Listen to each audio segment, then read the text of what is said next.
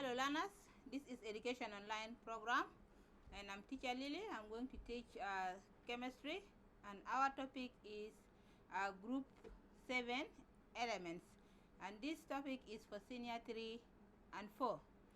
So learners, this group, which is group 7, we have them in the periodic table, and it is almost to the extreme right of the periodic table. So group 7, they are also known as halogens. It means they are salt makers. You can make salt from group 7 elements. So they are called halogens. So if I said halogens, I mean elements of group 7. So what are these elements? The elements of group 7, they are fluorine, chlorine, bromine, iodine, and astatine. It means group 7 consists of 7 elements. So the first element is fluorine, followed by chlorine, and then bromine, then we have iodine, lastly we have astatine. So the first 4 elements, which are fluorine, chlorine, bromine, and iodine, they are the most important elements in group 7, while the last one, and they are actually non-metals, and they are gas. You can find gas, you can find also liquid, and you can find solid in them. But the last one is a radioactive element, which we are not going to include in our studies for this group 7, although it is part of group 7, but it is radioactive elements.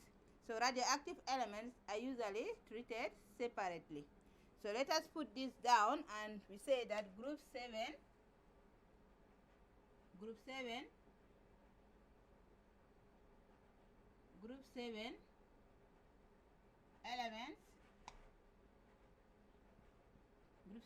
elements are known as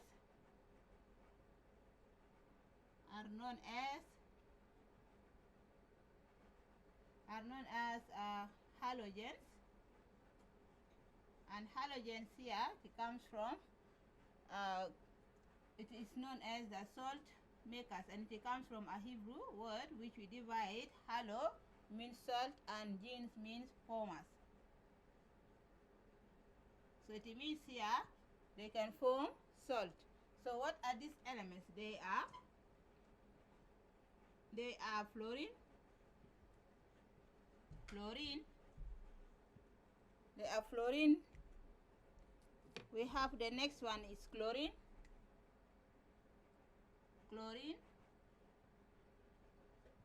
followed by bromine. Then we have iodine. We have astatine. So I've said before that the first 4 elements, which are fluorine, chlorine, bromine, and iodine, they are treated separately from the last one, which is a radioactive element. So we have fluorine, chlorine, bromine, and iodine are considered to be the most important elements as we deal with the group 7 elements. So the halogens here, we are going to see that the fluorine, chlorine, bromine, and iodine plus astatine, we are going to see that among them we have metals, we have gas, we have solid, and we have liquids. So which ones are considered to be gases and which ones are considered to be solid and gases and liquids? So we have the first one is fluorine. We have chlorine. These are considered to be gases, while bromine is considered to be a liquid, and the last one is iodine, is considered to be a solid. So then here the last is a radioactive element. So it means here we are going to see that these elements, there are 5 in this group, and they are, we are going to have some of them are solid, liquids, and the last one is a radioactive element, as I've already divided them into these two into the two constituents here. We have the first four. We are going to consider them most important in our study of the group 7 elements, while the last one is a radioactive, and we are going to treat it separately. So we are going to see that we consider them as they occur in nature as free in nature. So it means if we consider them free in nature, it means we can find the molecules of chlorine, fluorine, bromine, and iodine free in nature. So also we are going to know that the rest of the elements, as they are non-metals, although they are gases, we consider them as gases. In some cases, we consider them as liquid and solids, but we consider most all of them as non-metals elements, and they are found free in nature. So here we say that they are known as salt formers, and we consider them as salt formers, and in this case we can have, for example, sodium chloride, sodium chloride. Here we see that there is chlorine in this compound, and this compound here is considered as a salt. That is why we said the halogens are salt formers. So you can also have sodium bromide. You can also have sodium iodide. So in this case, we call them as salt formers. And when these elements, they gain an electron. Of course, the non-metals or those elements at the extreme side of the periodic table are considered to be non-metals. So among them is group 7, and group 7 here is considered to be a non-metal, and non-metals usually they gain electrons to complete their outmost shells. So here we're going to see the electronic configuration, and then we see how they form an anion or a negative ion. Usually we know that the non-metals, they gain electrons to form an anion or a negative ion. So they acquire noble gas configuration by either gaining or, so in other words, you can also have that they can gain electrons, or they can bind covalently to another atom. So the electronic configurations for these elements, of course, we are going to consider the first ones. We have fluorine, which is having the symbol F. Here we have the elements, symbols, and we have the electronic configuration. So in this case, we are going to have electronic configuration. So the electronic configuration for each of these elements will be, so we have chlorine is one of the noble gas, bromine. So the last one is iodine. So we are going to have their symbols as chlorine will have Cl, bromine is Br, and iodine is capital I. So the atomic number for fluorine, we are going to distribute is 9. We are going to distribute it into the the energy levels, and the first energy level will have 2 electrons, and the second one will have 7 electrons. So as we go to the second one, which is chlorine has atomic number 17, and we are going to divide it into the energy level in this way. Also, we are going to have the third element, which is bromine, and here bromine is going to have 2, 8, 8, and then 7. So the last one for our study is 2, 8, 18, 8, and then we have 7.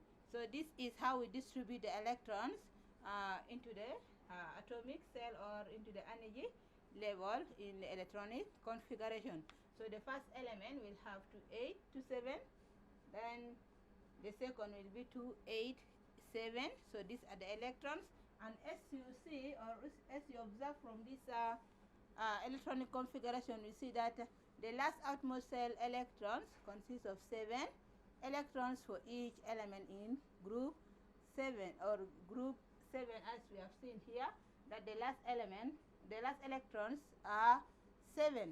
So it means for these elements to gain electrons, they have to gain only a single electron. So it means here, because they are non-metals, they gain electrons, and it is not easier for them to lose the 7 electrons. So it is more harder for these elements to lose the 7 electrons from the outmost cell, and it is much easier for them to gain the single electron. So in another way also, you may find that the two atoms may combine together in using what is known as a covalent bond. So they will share the single electrons to form a covalent compound.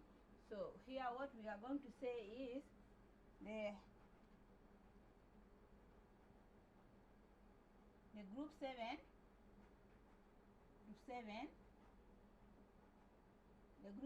elements gain one electron to complete its outmost cell, one electron to form an anion.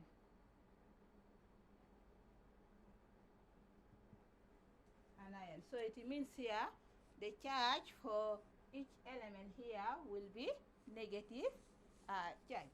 So it means here negative 1 is going to be uniformly for each element to form an ion.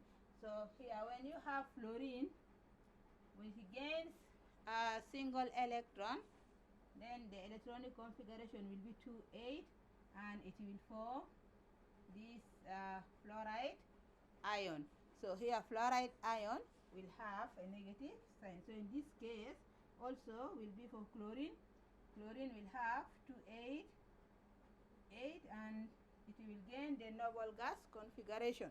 So if you see this configuration here, it resembles one of the noble gases. So it will be chloride ion. So the same thing for bromide. 2, 8, and 8. As it gains a single electron, it will form bromide ion. So lastly we have iodine. Iodine also will gain a single electron to form an iodide ion. So in this case, you need to remember that the noble gases, the noble gas acquirance here for group 7, they have to gain a single electron in order for them to resemble the noble gases. So if you are seeing here that fluorine, after gaining a single electron, it turns to be fluoride ion.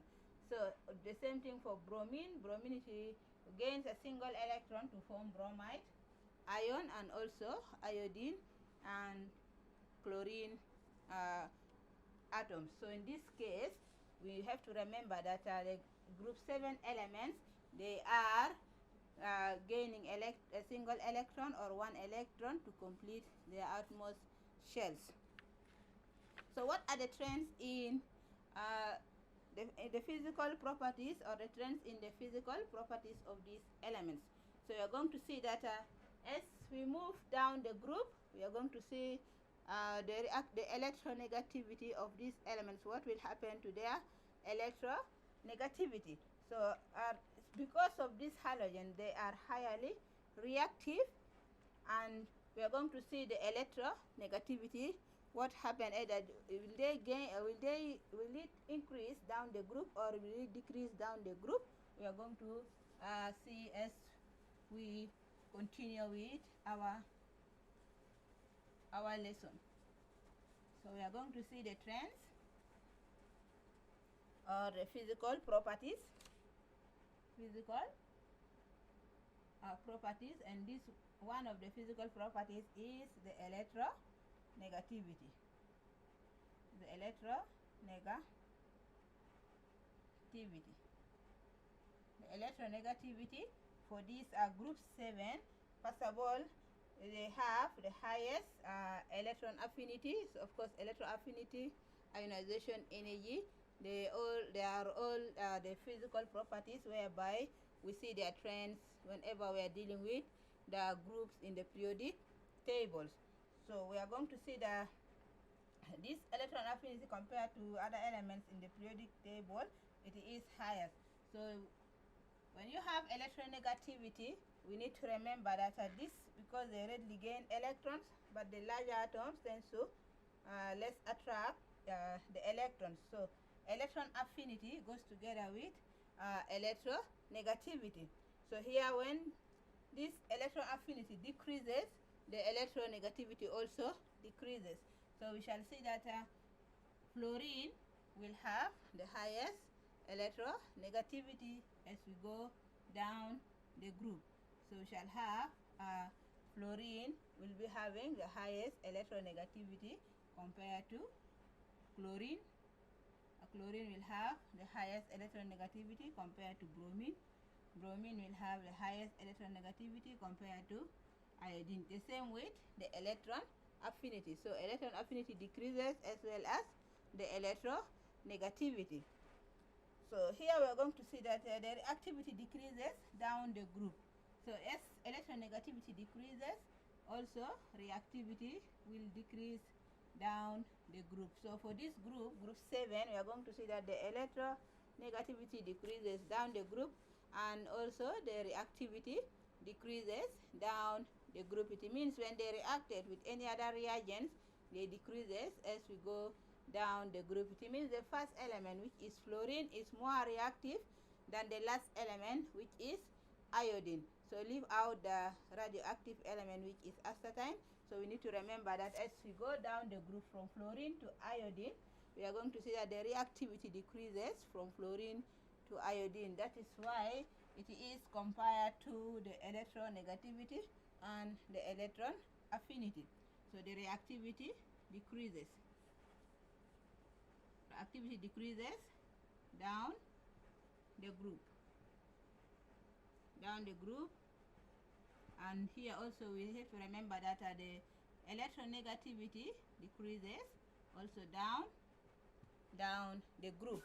So all these are very important physical properties as we deal with group 7 or all the groups in the periodic table. So why do we consider them as having their good oxidizing power, or their oxidizing power is higher compared to the rest of the group in the periodic table? So we're going to see that because they gain an electron, a single electron, so it means they themselves get reduced as they oxidize other elements. So because they gain a single electron, so they themselves get reduced and they oxidize other elements. That is why they have the property known as the oxidizing power. So we consider them as the powerful oxidizing power. So remember that when you're dealing with periodic table, those elements at the extreme left are considered to be a strong reducing agent, while those ones at the right hand side are considered to be having the oxidizing, they are good oxidizing agents. So here we consider group 7 or the halogens. Halogens are good oxidizing agents. So when you're dealing with redox reactions, or you're dealing with reduction oxidation reactions, you need to remember that the good oxidizing agents are the halogens, while the good reducing agents are those of group 1, which are known as alkali metals. So here we have seen that the electronegativity and the oxidizing power, the electron affinity and the reactivity. So these two, the first three, which are electronegativity, electron affinity and the reactivity, they all goes together. As we go down the group, they also decreases. And they are considered to be the good oxidizing agents. So here we are going to see that the atomic and the ionic radii of halogens. So atomic radii of halogen decreases down the group. So as you see that the properties here are the electronegativity, we have also electron affinity. So we have electron affinity, electron affinity, electron affinity. So here this also decreases down the group, decreases down the group. So we are going to see that these elements, as we move down the group, we are going to see decrease in the electronegativity, decrease in the electron affinity, and they also has a decrease in the reactivity. It means the first elements are considered to be having a highest reactivity compared to the rest of the elements below in the group. So the most important thing we need to know is the first element, which is fluorine, is more reactive than iodine, which is in the last group. It means these three elements are lower in reactivity compared to fluorine. So we are going to see that here we are going to consider the atomic radii, or atomic radius for one element, atomic radii. So here atomic radii and ionic radii, atomic radii and ionic radii of group 7 of halogens. So the atomic radii and the ionic radii of halogens. So you need to remember that the atomic radius is the distance of the electrons from the nucleus to the outermost shell, or the outermost energy level. So what is the distance between the nucleus and the electrons in the outermost energy level? So as we talk with the atomic radius of halogens, it increases down the group. So the atomic radius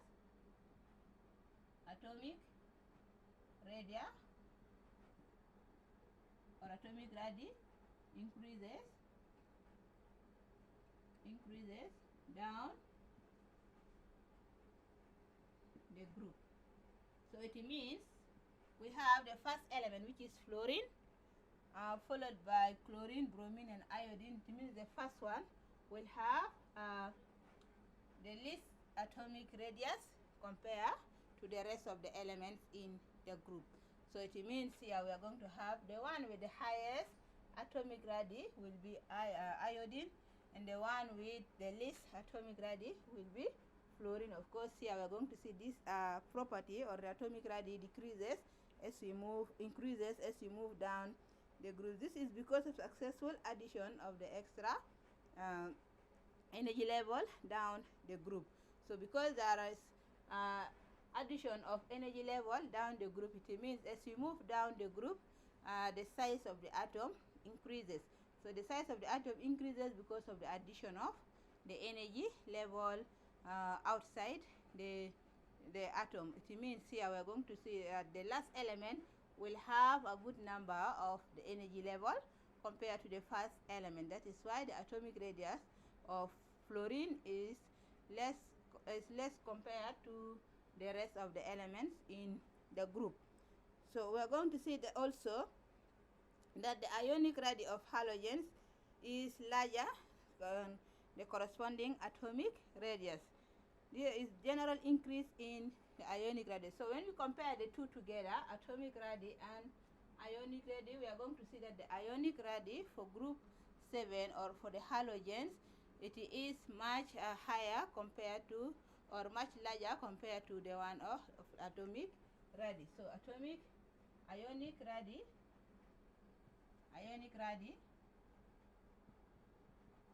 so ionic radii is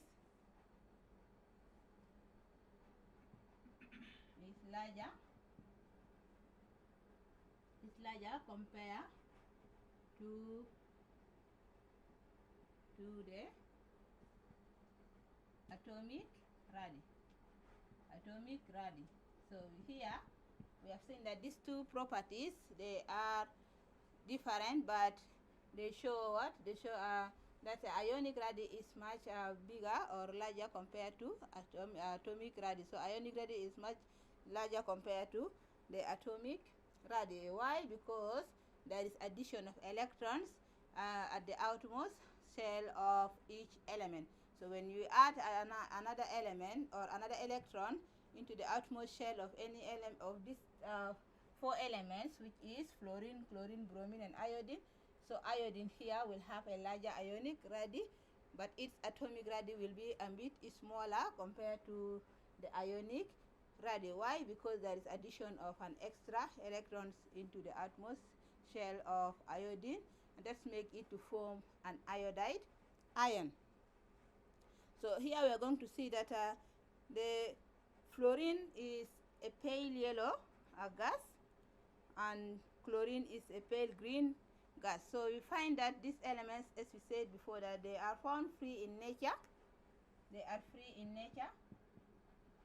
We find them as a diatoms or diatomic molecules.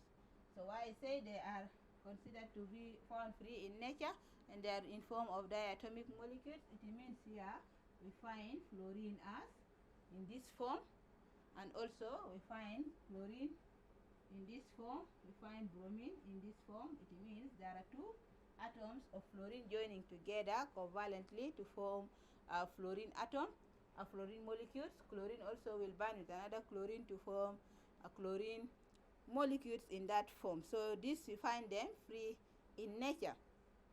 So also we are going to see that these diatomic molecules, you find them in form of diatomic molecules at room temperature.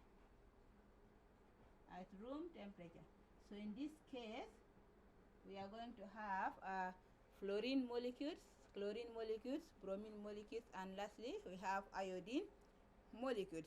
So you are going to see that also this iodine gives a brown color in water and also pink violet color in hexane. So they have different colors when it comes to their dilution or to their when you dissolve them in any other solvent, either water or one of the alkanes, which is, for example, like hexane. So learners, we have seen the properties here of our group 7, and we know that group 7, they are considered to be halogens because they are salt formers, and we know their atomic radius, their ionic radius, what happened to them, whether they increase or decrease down the group. We know the electronegativity, the electron affinity, and their reactivity decreases as we move down the group. So with these learners, we have come to the end of this lesson. So thank you for watching.